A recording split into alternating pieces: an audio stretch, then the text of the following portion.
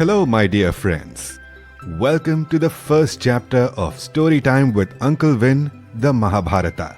Today, I'll tell you the beginning of the great epic, the Mahabharata.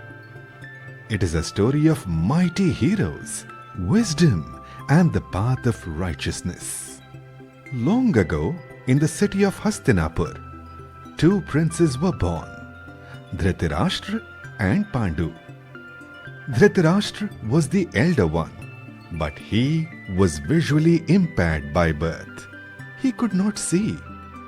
The elders of the royal court worried if a visually impaired king could rule properly.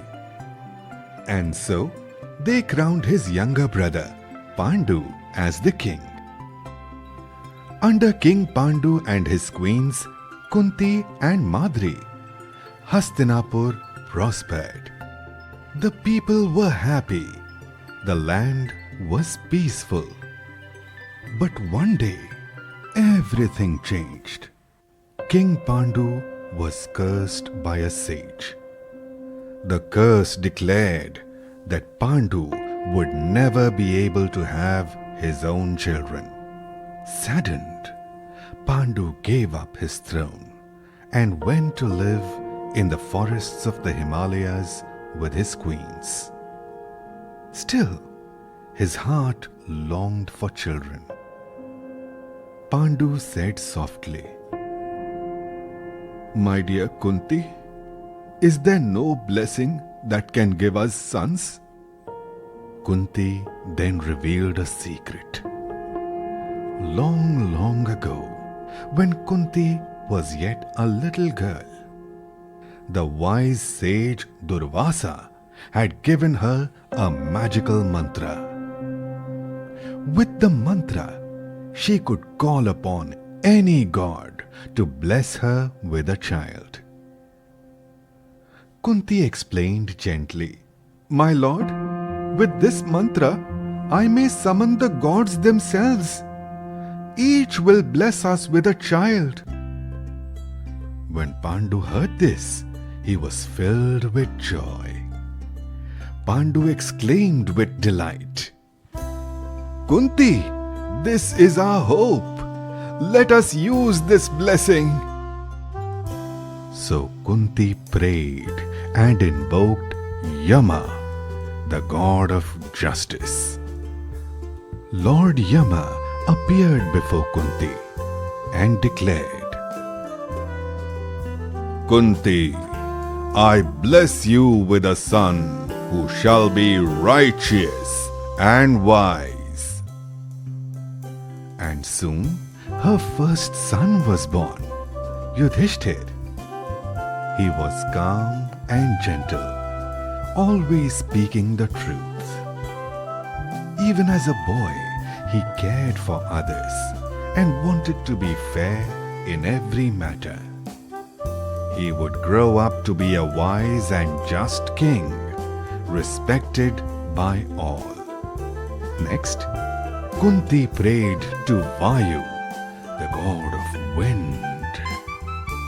Vayu announced proudly, "I bless you with a son of great strength." From this blessing came Bhima. Strong as a thunderstorm, Bhima loved to eat, wrestle, and play.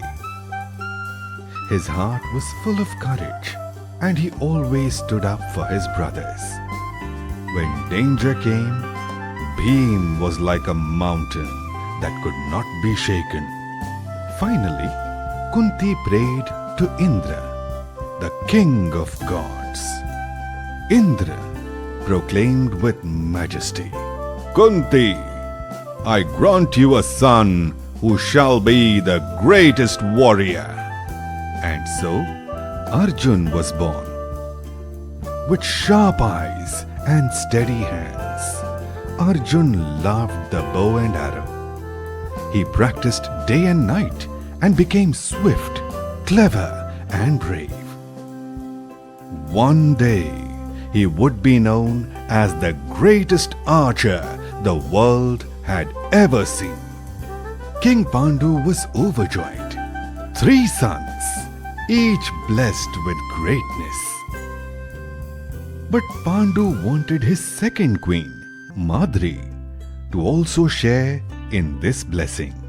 Pandu urged kindly, "Madri, you too must have children."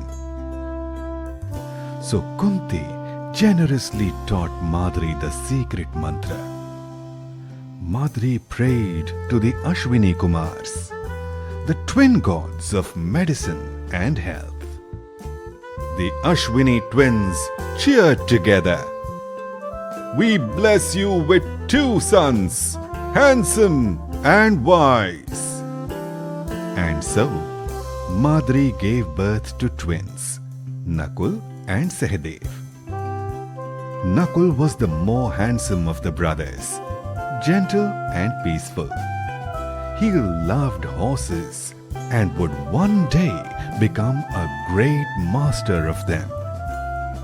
Sahadev, his twin, was thoughtful and clever.